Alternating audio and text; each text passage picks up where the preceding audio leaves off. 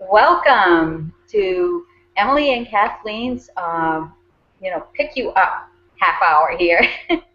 We are going forward, and our whole goal is to lift others up. And especially the people that are just starting out in this business and they've had some success, we want to interview you, we want to connect with you to see what breakthroughs you had, what helped you get through that first starting stage that so many stumble on. And we want to help others be able to get past that, but not only that, but to help lift you to another stage. So our request is that if you're seeing this and that you contact Emily or myself and ask to be a guest. We would love to interview you and help move you forward in the business that you're in. Emily. Yes, absolutely. One of the things that I think Kathleen and I have discovered since coming online is really just how important mindset is, mindset victory. As you know, actually, we sort of discovered it before. I personally have discovered it since getting online, and the growth. I feel I've had so much growth. Understanding the mindset concepts, particularly the Napoleon Hill, Think and Grow Rich, and things along that that line with the secret, and just beginning to be open to definitive purposes and goals, which I've always had, but not the language, not the concept of, or the science of, if you will, mindset. So Kathleen, by all means, jump on in here, because you have your own personal story as regards to mindset as well. Well, I have a very strong faith. So I rely a lot on that inner faith to guide me and what's in my heart. And it isn't that I haven't been without struggle, but, you know, it's getting focused. You know, really listening and tuning down and asking for that help to find that divine plan that each of us has within us. So, and it leads you in a lot of different directions. That's the thing that I've found, is that, you know, you think you're going in one place, but maybe you need a little more education, or you just, there's some missing piece. Maybe you get led because you have to meet up with another person, or goodness knows what things that you have to have in your skill set before you move forward. So I always trust that I'm being led to the right place. Yeah, you know, absolutely. This has been an unfoldment for me, and I'm sure that it is for others as well. And to be able to host a venue, if you will, where we could bring on others who are further along in the process of online success, and be able to provide people with some sense of what it is that they attribute their success to. And I was on a call this morning, and a Mindset Victory call, and one of the leaders had mentioned there isn't, or someone, I'm not sure who mentioned it, had stated that everyone that they know that is succeeding in this environment is succeeding because they follow these principles, these mindset principles, and have developed and challenged their own mindsets and have grown accordingly, and their success comes from following these principles as science, if you will. And that really excites me, and in my own walk, with the relatively little exposure I have, I actually see that too. All of the leaders, all of the successful people that I've seen online, I've met online personally, I've come to know, they're all following these principles. So with that in mind, you know, again, I step back and I look and I say, okay, who's succeeding and who is not? You know, look at what they're doing. And those that are not succeeding, don't do what they're doing. And those that are succeeding, do what they're doing. So when you step back and you look at what are they doing, you know, they're doing mindset review. And as you mentioned, you're a woman of faith, and I'm a woman of faith as well. And so much of the mindset principle or the science thereof is at its real core is a trust and a faith and a belief in a greater power or a mastermind, and in our particular language, it's God. And for some, they have a preference towards the universe or the divine mindset or infinite mindset. There's a lot of language out there, but I truly believe it comes down to the one core creator, and to be able to invest in that, in access to a creator or a power greater than ours that will help bring in to manifest the desires of our heart, that will give us the desires of our heart. And so true. And the other thing is that even though you're asking and you believe, you still have to take action. And I think one of those important things is, what do you do daily? If you're just part-time or if you're full-time, there's a certain, you know, find that groove each day where you can work your business. And, you know, it may be an hour in the morning, first thing when you get up, or it may be an hour or two in the evening. But whatever it is for you, make that a priority in your life, because even though it isn't, this may not start out as a full-time business for you, the one thing you need to do is to be disciplined. You know, along with that mindset, you have to put something in order to get something back out. Oh, absolutely. You know, and in our calls or in the mindset, we'll often hear about that we be, and that we do, and that we have. And that concept of be is along the lines of sort of just dreaming. You know, we have a dream, you know, that's in our hearts. We have a desire, and hopefully, you know, that is one that God has given us, and just our whole being, we just know that we want to do this. And we feel that, that we need to become that, or go into that, if you will. And so we need to do. It's faith-based, you know. It is taking action, having trust and faith that we are being led to go in this direction. And so when we step out in faith and we do what we believe that we're being guided to do, intuition, gut feelings, hunches, whatever people refer to it. For me, it tends to be a still small voice. And when we step out and we just trust that God's going to support us, or for some people, the universe is going to support us in the courage that we've had to step out and see this into fruition. And if nothing else, it is an amazing, amazing process, and it's very gratifying. It's very strengthening. I feel so much more of a stronger person now. I feel less fear-based. Like, I serve God, not fear. And I've been doing a lot of fear busting, and I feel so, I've grown, and I appreciate that. I like who I'm becoming. I totally agree with the whole thing about this.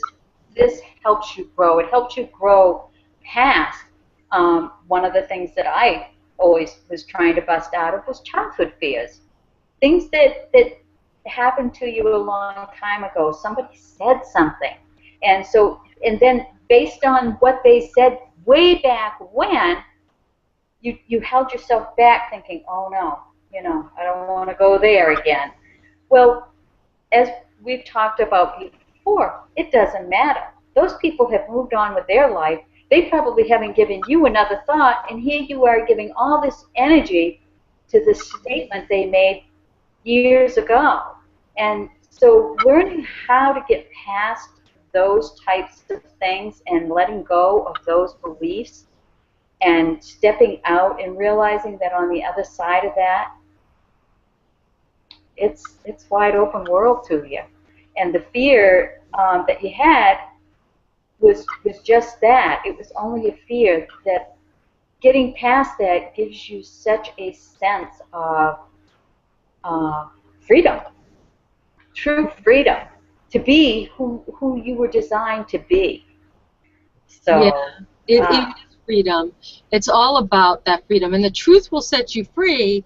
And so much of that, those childhood, those were conditional type love type things. Those were hurtful statements that might have said. We were created for unconditional love, and unfortunately, that's not the case. And so there's so much sensitivity, and so much of our belief system is developed by time we're 5, 6, 7 years old, and when we believe everything by the folks around us that we trust, our siblings, our parents, our grandparents, and the people that are in our little world at that age. And unfortunately, that's a very immature age, and we get locked into those mindsets, and we don't even really realize that. And I think that's why Scripture says, "Wake up, O ye sleeper! Wake up! Become aware of the fact that you're on these autopilots based on a belief system that was established when you were very immature and didn't have the cognitive or reasoning to protect yourself." And Scripture speaks to guard your heart, for it's the wellspring of life. And the age of reasoning is what, 7? So, and given the fact that most of your belief system is formed by time you're 7, you haven't guarded your heart with reason or rationale. And so those are the kinds of beliefs that are guiding us as we go out the rest of our lives. And yet, as a people, most of us are not aware of this. And those that are becoming aware of that are addressing it, and they're challenging the lies, and they're cleaning out, sweeping out, so to speak, but they're also establishing, where they've just cleaned out, they're establishing truth. And that truth is really a victory mindset. It is one of courage and stepping out in the belief, things that we feel that God are calling us to. And for me, it's the Word of God, and taking that in and filling that void with what God says is true. And in there's empowerment. So it's a really exciting time for me to be examining the fears that I have that are pretty much from that time period, and how they're blocking me from becoming who I want to be, from how I think I'm called to bloom, and how I think I'm called to serve people. And I feel like I'm missing out on life if I can't do that. And so this whole mindset movement type thing is allowing me to become the person that I know that I'm called to be. And it is about freedom to be that person. Love it. I love it. Just going off on that cool thing about clearing out not only your mind but your surroundings. We have filled our lives with things that maybe serve us, but we've probably got some things around us that no longer serve us. And when you look at it, it may be taking up energy that takes you back to a time that you no longer have a good feeling about whatever that item is. So it's important not only to take care of the old beliefs in our mind, but also to look around our surroundings and clear out what doesn't serve us. Because when we clear out those things, we make room to receive the new things that will serve us and be more prosperous, to make room for that prosperity to come into our lives. Absolutely, absolutely, and it's an exciting prospect. And as we do that, which I believe completely that from my walk, that is what God is calling me to. You know, what is it that I believe, and is it in alignment with truth? And to address that, and when I do, and I accept biblical truth, which again is for me biblical, but when I do, it's hope filled. I am hope filled, and I think of the scripture verse Jeremiah 29:11, and it's for God has these plans to prosper us, not to harm us, you know, to give us hope and futures, and it feels that way, and inherent is that in that is our ideas, hunches, intuitions, guidance to go forward. They're like, you know, leads onto where to move forward. And that was part of the call today, and that was a really good thing, is like, how can I? A line of questioning, like, how can I? So when we examine some of these things as maybe not true and what is true, and then how do we incorporate them into our lives? And how can I, and then you fill in the blank. You know, how can I go forward with this new truth? How am I supposed to incorporate that in my life? And when we learn to listen, when we learn to be open before God, open before the mastermind, we refer to it the mastermind, and just be quiet. And for me, and that's, you know, that inner prayer closet, that inner closet, and that still small voice, we're going to hear that answer. We're going to hear that answer. And when we feel that, when we get that answer has life in it. It has life in it. And it gives you an encouragement. It's almost like a nudge out the door. Go for it. Absolutely. And I love the whole I can. How can I?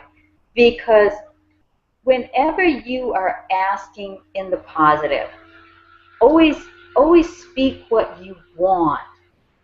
Think about the words that come out of your mouth, because when you give life to those words, that's what you're going to get back into your life. So always be very, very cognizant of how you speak.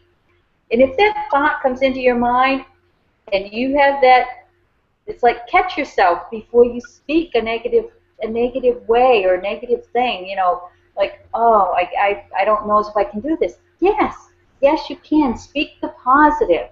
And watch how the changes come about in your life when you start speaking what you want in your life and not what you don't want. Oh, absolutely, because thoughts become things. And that's one of the core things that we understand, you know, call what is not as though it is, bring it into creation, because our thoughts cause, and what we see on the outside is an effect. And that's the beauty, so much beauty of what we are learning with, say, Napoleon Hill's work, is the fact that this is really very true. And we then need to be very mindful of our mindsets, mindful mindsets. We need to be careful of the words we speak, because they come out sort of automatically. And so we need to awaken. We need to awaken to what it is that we are saying, because what we're saying, what we're thinking, what we're saying is creating the world around us. And, you know, when you step back and you see it, you know, it can go either constructively or destructively. I mean, take a look, you know, are you comfortable, happy with what you see going on in your life? And if you're not, then pay attention to your thoughts, pay attention to your words you speak, because they are creating the environment that you have around you. They have a great effect. So again, we are called to be very mindful, to be constructive. So to turn the negative and to put it in a positive manner is going constructively. I like to look at it like, if I'm going on a road trip and I want to get somewhere, I need to know where I'm going if I'm ever going to get there. Because otherwise, I'll just be wandering around with no real intention, no real constructive point that I'm heading in that direction. It's like, you know, just floating down a river and going wherever you want. Well, I want my life to go where I would like my life to go. And so therefore, I need to have a definitive purpose or a definitive place to point to. Whoops, sorry about the phone. So, yeah, take over and I'll turn that down. Okay. One of the other things that, you know, along with what you speak, is what you feed your mind. What you watch, what you listen to, what you read. All of that is going into your subconscious mind and forming your own beliefs and fears and success or not. So, you know, there's so much out there, whether it's the newspaper, TV, shows, movies, you know, you have a choice. It's good you have to know, you know, what's going on around you, but you don't have to have a consistent diet of it. Control it. Everything in moderation, you know, but if you're going to overfeed on something, do it in the positive. Feed your mind, because you've been fed so much negative that you've got a lot to overcome to get past that. So, yeah, I just, that whole concept of what we feed our mind, what we speak, that's where your success is really going to start to come from. I think we've lost Emily for a minute here. So, yeah, it's getting that desire, and this follows along with Napoleon Hill's book, Think and Grow Rich, is you've got to feed that desire within you. If you've got something special that you really want, then start finding the material that's going to support that inner desire. Absolutely, absolutely. Hey, I am so sorry about those phones ringing. I tell you, I have to learn how to handle that. I'm getting so much spoofing. These crazy, crazy calls where they're actually hijacking other people's numbers. And it's getting to a ridiculous point. And I've called the phone company. I've been dealing with it. But I'm going to have to do something with those phones while I'm on these calls. So getting back to sort of I guess, preparing towards a wrap-up in terms of where we want to take the call. I think you started out really well with that.